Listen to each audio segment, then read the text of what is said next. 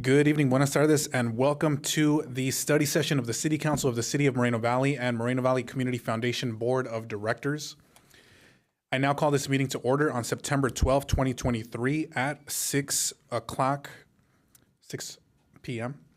The Pledge of Allegiance will go ahead and lead us in the Pledge of Allegiance today, and then we will proceed with our roll call. So at this time, if you could please stand and join me in the Pledge of Allegiance. Put our right hands over our hearts. Ready to begin. I pledge allegiance to the flag of the United States of America and to the republic for which it stands, one nation, under God, indivisible, with liberty and justice for all.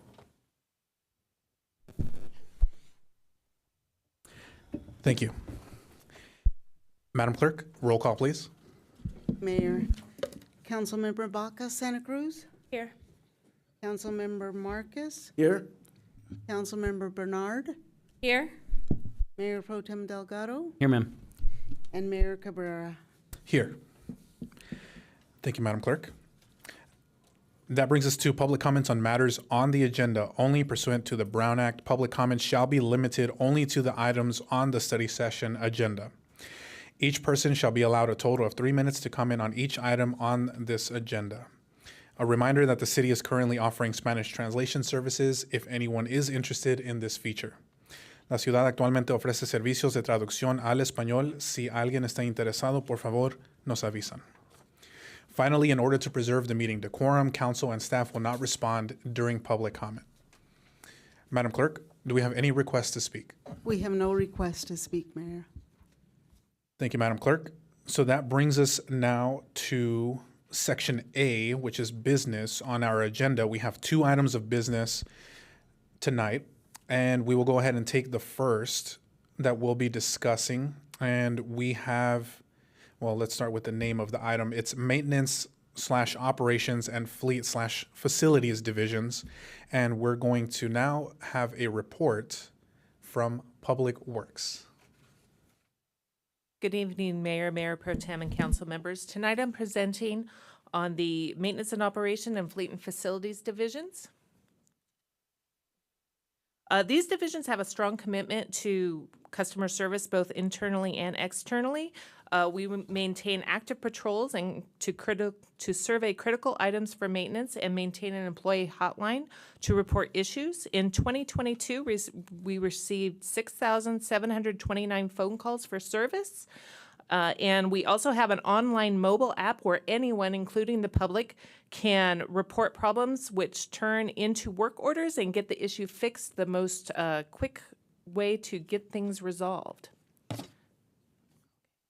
So the Maintenance and Operation Division mainly covers streets and drainage throughout the city. It has 45 full-time employees and an annual budget of about $4.33 million. The mission statement is to provide public infrastructure and provide quality services in a reliable, responsible, and efficient manner, and enhances public trust and community pride. There are 6 primary programs in maintenance and operations. Those are street maintenance, street sweeping, tree maintenance, graffiti removal, concrete maintenance, and storm drain maintenance. So let's first talk about the street maintenance program. This covers over 1,000 lane miles of road. This program includes crack seal, pothole repair, illegal dumping, weed and litter abatement, and street reconstruction. And last year we handled 3,417 work orders.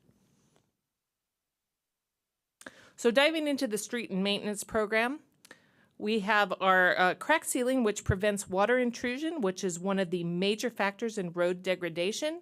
Last year, we performed over 1.1 million linear feet of crack sealing, which is a great help to extend the life of our roads.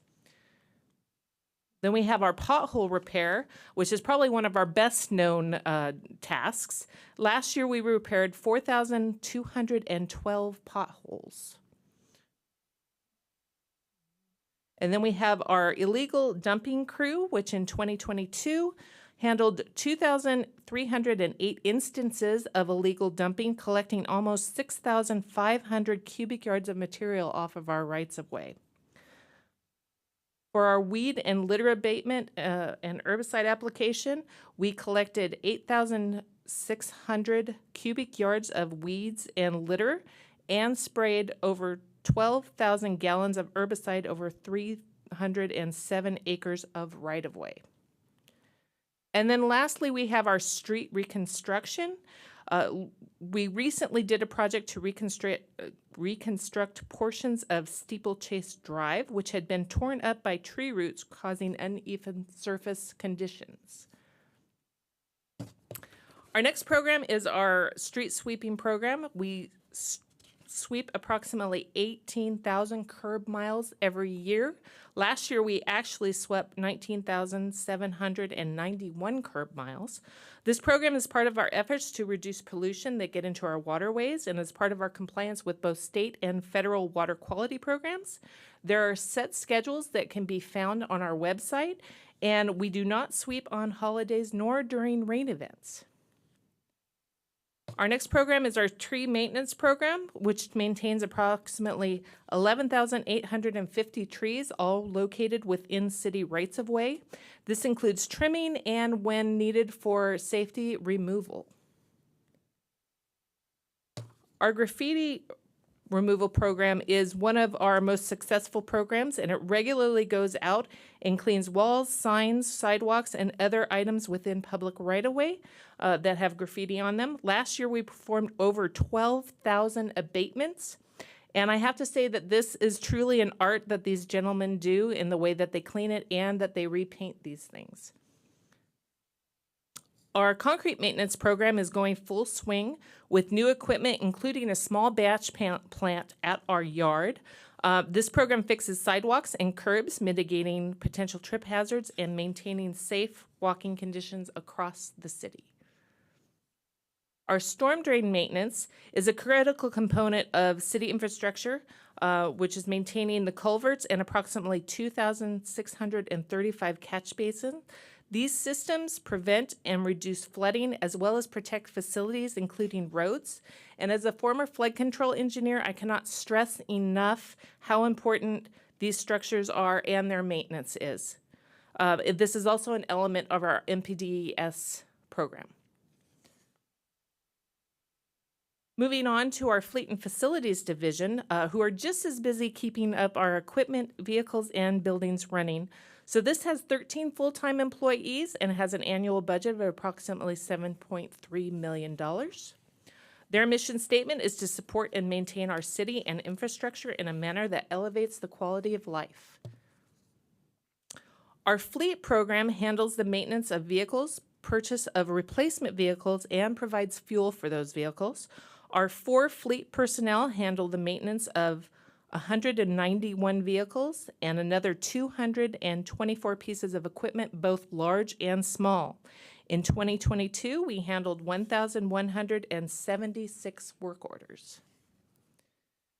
And for this division is also planning the way to electrification, including 3 new EV bolts that we received this year for a total of 5 electric vehicles within our fleet. The city is a partner with the Clean Coalition Group run by WRCOG, and in talking with them, we recently found out that we are the apparent leader in the region for EV, which is a testament to our dedication and commitment to this. Our facilities maintenance program maintains 38 public buildings and facilities, including our police and fire buildings. We provide maintenance and repairs to make sure the facilities are functioning safely. We performed 1,985 work orders last year. We also handled projects both in-house and through contractors to replace and build. Such projects are our roof replacements, alarm and fire system upgrades, HVAC replacements and upgrades, elevator modernization, and the first phase of the animal shelter project. So in conclusion, the Maintenance and Operation and Fleet and Facilities divisions are about communication, coordination, teamwork, being reliable, efficient, on time, promoting a deep sense of community and loyalty, enhancing our overall well-being of our city. And as you can see, these 2 divisions are constantly on the go, supporting both the public and city staff. And with that, thank you for your time, and if you have any questions, please let me know. Thank you very much for that presentation. Really appreciate it. A lot of good information there. So at this time, we'll go ahead and open up the discussion here. And first up, we have Mayor Pro Tem Delgado. Thank you. That was excellent, brief explanation of what your shop holds there. So, how many shifts do you have, like in the maintenance and operations?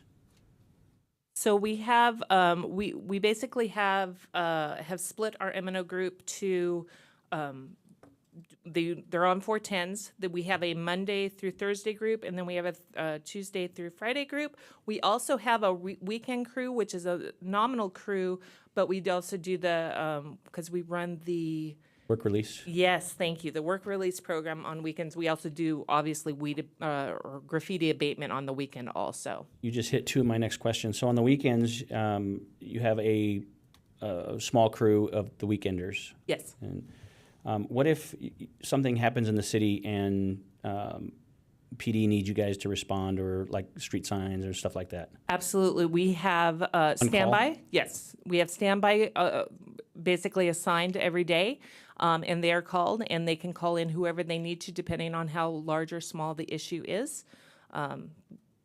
Absolutely. And then do you have graffiti removal on weekends? So Yes. Okay. And I just want to publicly thank you guys for cleaning up the donkey poop program up in the Hidden Springs area. That's still doing well. I got an email today saying thank you, so thank you. You're welcome. Timing. All right. Next up, we have Councilmember Santa Cruz. Hi. Some of those were my questions too, but I have a few more. The graffiti, it said public right-of-way and public, but what about like the sides of business buildings? Like we see them, you know, like on Sunnymead, or if they're private businesses, do we clean up the side, the wall? I think yes, we do. Okay. What about when we start having murals? What will be how would we clean up graffiti if it's on a mural? Would we be like, Actually, I'm going to defer to the art policy and the art commission. As we bring forward mural projects, there will be a maintenance component with the actual artist. excellent. And you asked, the hours of the graffiti, is it on the weekend? Is it on call, or is it, or There's for the day, there is someone that's always working. They work as part of the work release crew, but once they get them set up, they sort of go out and start hitting the hot spots that we know about. So it's basically during the day. So and how does that connect to the app? Like, if someone sees something, they can put it do on the that. app. Yeah, enter it on the app, and then we'll get it, and it becomes a work order number, and then we can get it on there and take care of it very quickly. In fact, that's the quickest way to get anything done. I would just like to mention that the app is GIS enabled. So if any resident, or you for that matter, is trying to submit an issue, please submit it where the actual issue is.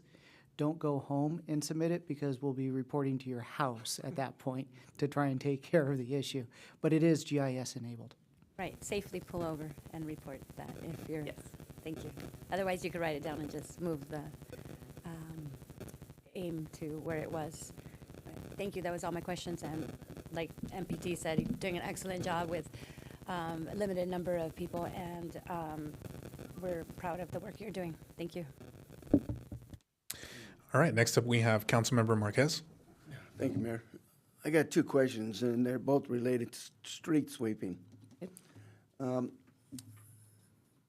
We have scheduled street sweeping Monday through Thursday, correct? Or is that Friday also? Is it Friday? Yes, it's also on Friday. Okay. Yeah. And that's the first couple of weeks of the month. Towards the end of the month, isn't there a day where the sweeper goes out to the roads, like mediums and sweeps? There is a set schedule for, especially for residential, it gets hit twice a month. Obviously, if there's extra days within that month, because some months obviously have more days than that. Then it can go around and do arterials and collectors. And who's responsible for that? Who's scheduling for that? That's sort of as we can type of thing. It's not as much of a set schedule. Okay. And secondly, is on our sweep ticketing. How's that going? I mean, I haven't had any complaints recently. In the past, I have. How's that going? In the sense of people getting a ticket. I'll jump in. It's ongoing. I'm glad to hear anecdotally you're not getting any complaints, but the process is ongoing. So it's a joint effort between M&O, the street sweepers, and code enforcement and parking control. So they go out, make observations, they ticket vehicles, take photographs, and then issue the citation. The street sign said every Monday, like every Monday street sweeping from 8 to 2. And the weeks that they don't come by, it's every other week. Are we still ticketing people for that? Because Not on the weeks that we don't sweep. No, they usually follow the sweeper. It's sort of like a train, a tandem of them. So if it's a non-sweep week, then no, they do not get ticketed. And how does the residents know if it's that cycle? That's what the schedule is for. The schedule is per street, and it actually shows exactly what days. So if they can go in, they can get a calendar of all the days that are there. For them? Yes, Okay. absolutely. Okay. Thank you, Melissa. That's all I have. Thank you. Next up, we have Councilmember Bernard. Again, I just want to reiterate what everyone's saying. Thank you, and thank you guys for having this presentation today. So I'm going to kind of piggyback off of what Councilmember Marquez is saying regarding street sweeping, because I do have a high concentration of schools located in my area, and so some of the concerns that are typically the parents are having is street sweeping coming while they are trying to drop off their kids. And so, because it starts as early as 7 a.m. in the morning, and the school in particular that this is the preschool, where they have kids coming in shifts on the Friday. So I think the first session of kids start at 7:40, and there's no room in the parking lot because of how small the school is. And then it goes 8 o'clock, 8:20, and 8:30. So those are some concerns that have been raised is around the school. The parents are concerned as to whether or not they would still get a ticket, even though they're just trying to drop their kid off. So I know, so I have explained to them and have showed them that it's an every other week schedule, but I do know that that's one concern is near the schools about getting tickets near the schools when they're just trying to drop the kids off, because you can't just send a 3-year-old out by themselves. Yeah. Yeah. But other than that, I truly want to thank you guys for all the maintenance that you guys have been doing. I know the residents are very appreciative of their new roads and all of that work that's being done and will continue to be done, as well as how quickly you guys respond, especially when they do use the app to report a pothole. I know residents have told me they've gotten that done by the end of the day. So your team is working extremely hard. I'm very happy, and my residents are happy, and I'm proud of this team. So thank you. Thank you. And I believe we have one more question here from Councilmember Marquez. No, I brought it up to Mike Lee a while back when paving the roads. They're not painting the right turn arrows on that right lane. What's the status on that? Right. Yes, we're still working with our subcontractor to get some of those last minute things done up. The next month or two, we should have all of that taken care of. So there is a lag. We did have some issues with the subcontractor, so we're trying to work through those and get those all the last minute details fixed. Okay, thank you. All right. And more so just some comments, not really questions, as my colleagues here have asked most everything that I was curious about. One thing with the city app, I know you went over some of the information for that. I'm curious, do you have any data or statistics to share regarding increased usage, or how many people are actually downloading the app and using it on a regular basis over time, like over the years? Do you have anything that you might be able to share with us right now? Actually, Melissa wouldn't have that. That would be more of a technology services question. It's something that I can get and report back to council. Perfect. Thank you. And for the, could you maybe speak a little bit to the cleaning and maintenance of our freeways, specifically the Caltrans right-of-way? It's something that is not under our jurisdiction, but I know staff has put a lot of time into making sure that we're communicating with Caltrans and cleaning up our freeways as fast as possible. Is there any information that you could share as to kind of how that has progressed in terms of responses from Caltrans over time, and how that's looking? Sure. Thank you, Mayor. So actually, over the past couple of years, it's been a steady, constant outreach from city staff to Caltrans, and we've established a relationship. I think it's productive, and I think things have improved, but obviously there's still room for improvement. But nonetheless, it's a weekly effort. So we send out through contract people to make observations. We photograph it. We have the locations identified, what the problems are, and we send that into our Caltrans contacts every week. And so if the problem is addressed, it gets removed. If it's there the next week, it continues to get documented. And again, that's just that steady reminder to our partners over at Caltrans that there's a problem at this location and it needs to be addressed. And so, again, I think without any hard data to present to you, just based on observation, things are improving. But I think it's very simple to come to the conclusion that there's still room for improvement. Absolutely. Yeah, thank you. Thank you for putting in that work over the past several years of, going from not really getting too much of a active response to now, that relationship is there between the city and Caltrans, and I think we've seen that progress there. So hats off to you guys for the work there. One other question, kind of going back to the topic of donkey droppings, if I could put it nicely. I know it's a concern up on that side of town, something that residents have to regularly deal with. So a question in regards to the street sweepers. Is there, I know for some city equipment, we have funds for replacing vehicles and things like that once certain equipment gets a little too old or just goes out of service and we need to upgrade. Maybe just an idea, but you're more familiar with the technology that's available out there and the prices for it.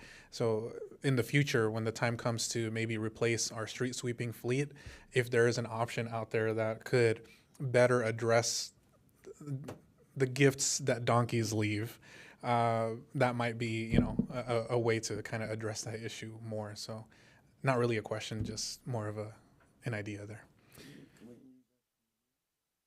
Possibly. Exactly.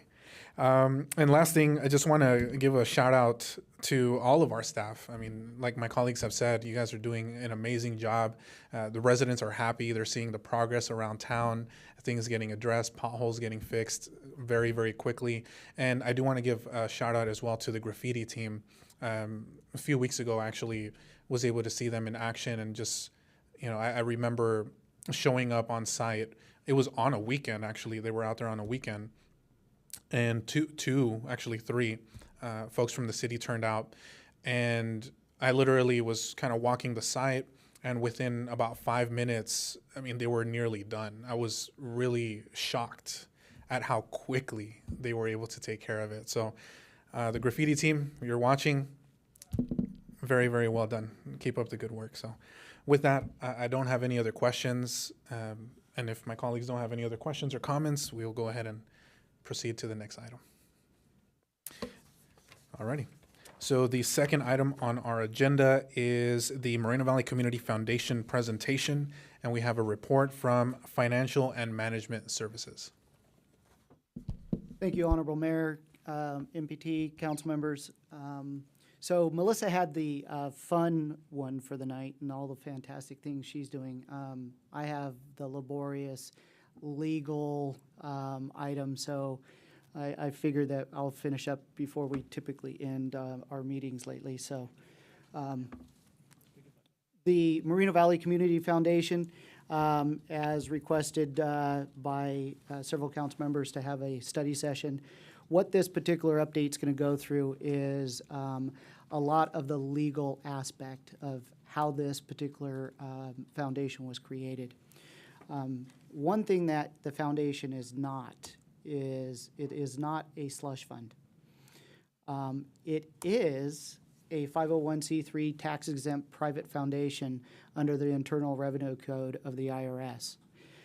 So as we take a look at how it was created and a lot of the legal foundation for how this has to be run and maintained is going to be the next several slides. So originally, this particular foundation was created in 2007 via Resolution 2007-98, which was approved by council at that point on August 28, 2007.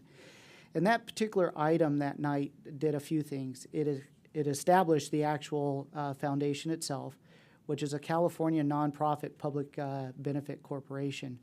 But it also approved the Articles of Incorporation and the actual bylaws, of which I'm going to go through several bylaws because it speaks to the various purposes and powers and makeup of who is on the board of directors, who's on the officers, and so forth. So bylaw 1.2 is identified as purpose, and in essence, this particular foundation is a nonprofit public benefit corporation and is not organized for the private gain of any one person, but it is organized under that particular corporation law for public purposes. So specifically, what this particular entity does is lessens the burden of government by aiding and assisting in the implementation, improvement, and maintenance of public services that preserve and promote the health and welfare and education of local citizenry.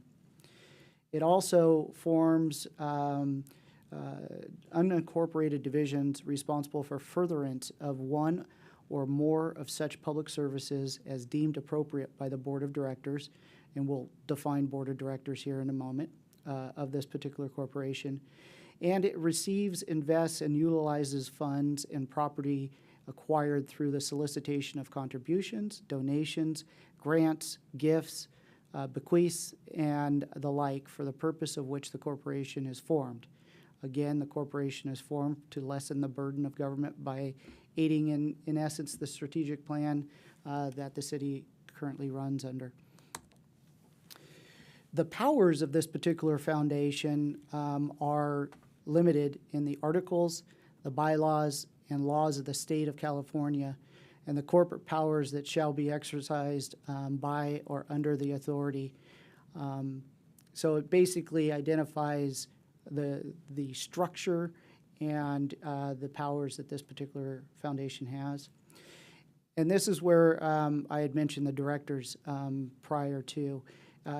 You all as council are ex officio directors of the foundation.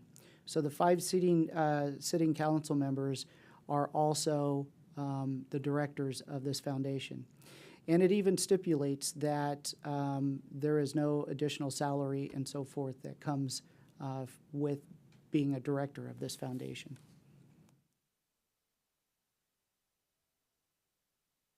The bylaws also establish that any meeting of the community foundation has to be subject to the Brown Act. So when we agendize any community foundation item, the entity is actually listed on the agenda itself. And again, I mentioned before that the compensation for any one director, there is none established by the bylaws, and as you are acting in an ex officio capacity.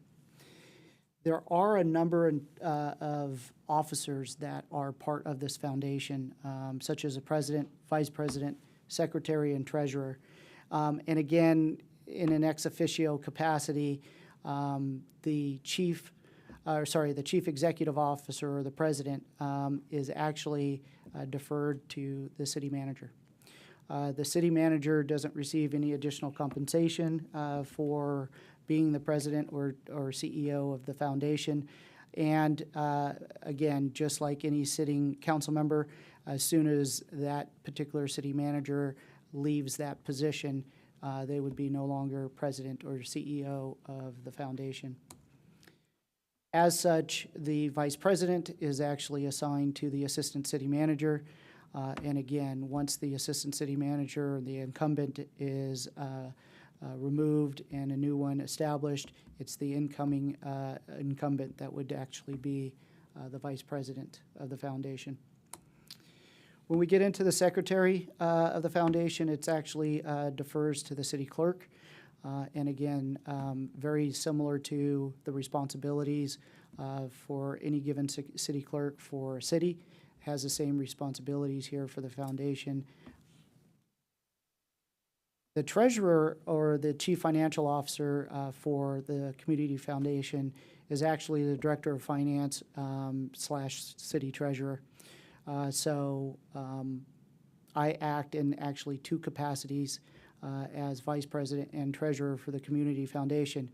There is in the bylaws a passage in which I myself, as vice president and treasurer, could not act as president and treasurer. So therefore, I'm always cognizant of that and would make sure that I'm not taking that dual role and being in non-compliance of the bylaws. So the community foundation is, in essence, just a fund within the city. The city has roughly 150 funds, and that makes up the city's financials along with the Community Services District's financials. The fund that tracks all of the activity, whether it be revenues or expenditures, is Fund 4016, and it's titled MV Foundation.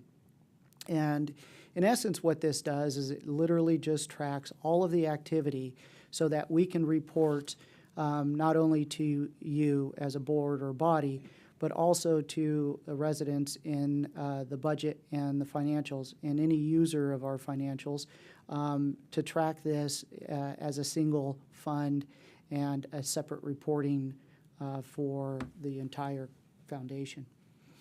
As you can see, this particular slide basically shows that we receive or that we expend about $420,000 in the approved adopted budget for the next 2 years, which just as a reference, council approved on May 2nd of this year.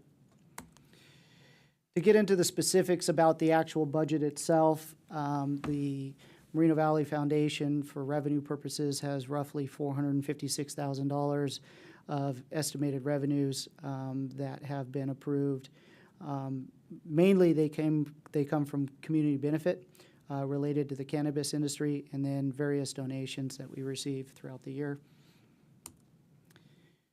The budgeted expenditures, about $420,000, and really what it covers is the following programs: MoVal Learns, Hire a Grad, Hire a Vet, the Promise Initiative with Moreno Valley College, the MAPT Mayor's Apprentice program, the Asterisk internship with Moreno Valley Unified School District, the Summer at City Hall with Valverde Unified School District, and then the Beautify MoVal program, which culminates in a multitude of Saturday morning events that we hold for volunteers to come and assist cleaning up parks.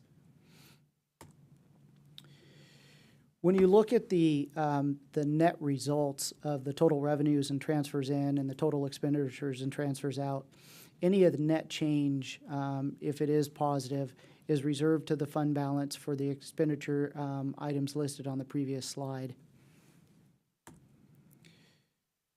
Also, separately from any governance that we have internally based on our policies and procedures, we do have to follow certain annual filing requirements, which are of external nature. So we have the Internal Service Revenue Service, the California Franchise Tax Board.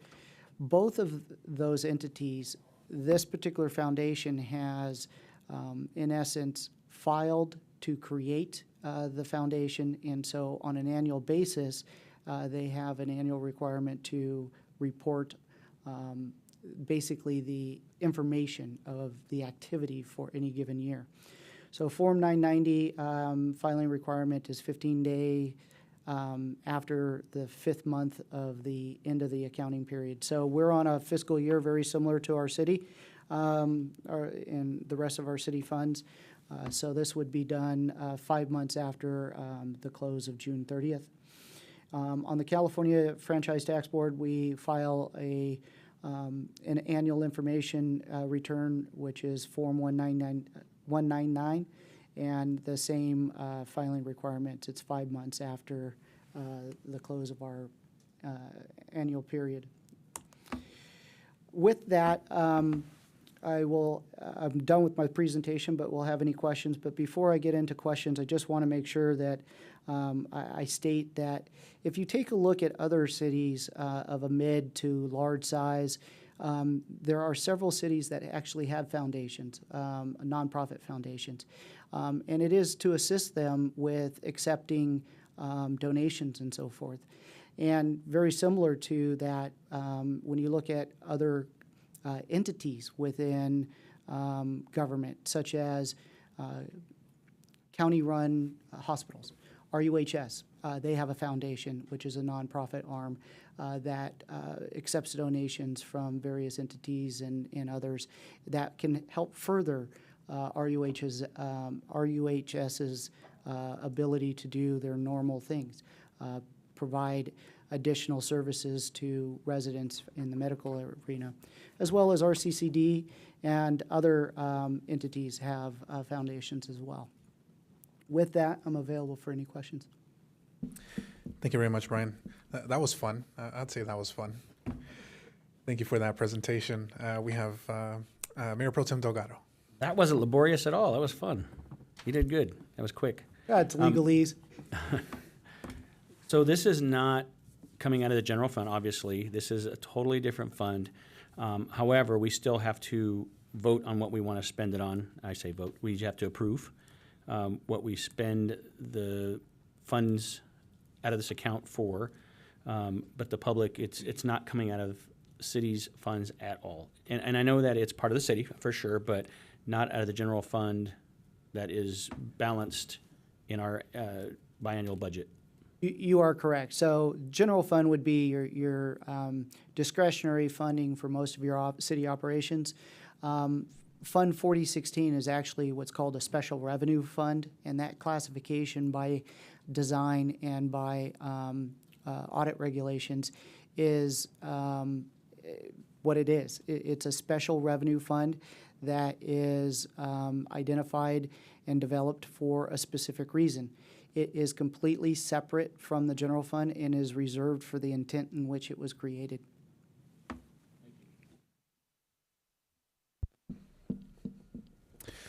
Thank you, Mayor Pro Tem. And just one quick, more of a technical question. The Community Foundation, the Board of Directors, as you went through, those meetings, are those separately agendized meetings, or are those, like, at the beginning of our regular council meetings, we read through all the different entities that we're meeting as? Are these potentially separate meetings, or is that all combined with our regular council meetings? It is combined with our regular council meeting. So if you think about when we report budgetary to actual information to the board, it typically is on a quarterly basis. So every quarter, with that report, you will see that the Moreno Valley Community Foundation would be a listed entity on that particular agenda because of the item in which we're bringing forward, which is the budget versus actual. As it is a fund and part of the city, we are bringing it along with any additional adjustments and so forth needed as we do all the other funds for the city. Got it. Thank you, Brian. Are there any other questions or comments from the council for staff?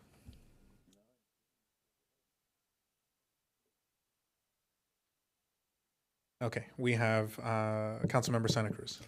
Can we look at the slide with the programs again? I noticed that the homeless to work program is not on there. Is that funded elsewhere? Yes, the homeless to work and the homeless prevention programs that are partnered with the Salvation Army, TSA, actually does come out of the general fund. That was by design. Prior to the pandemic, those were coming out of the CDBG HUD ESG funding, which is through HUD Housing and Urban Development. Very restrictive funding, and we can only utilize and deploy in certain areas, certain tracks within the city. So council had approved moving away from the restrictive funding and going to funding out of the general fund in order to open it up. Both of those programs are now citywide. Perfect. Thank you so much. Those are all my questions. All right. Thank you once again, Brian. Appreciate that presentation. And thank you again, Melissa. Appreciate your presentation as well. So with that, we don't have any other items on our agenda. So at this time, we will go ahead and conclude our meeting and adjourn at 6:41 p.m. Have a good night.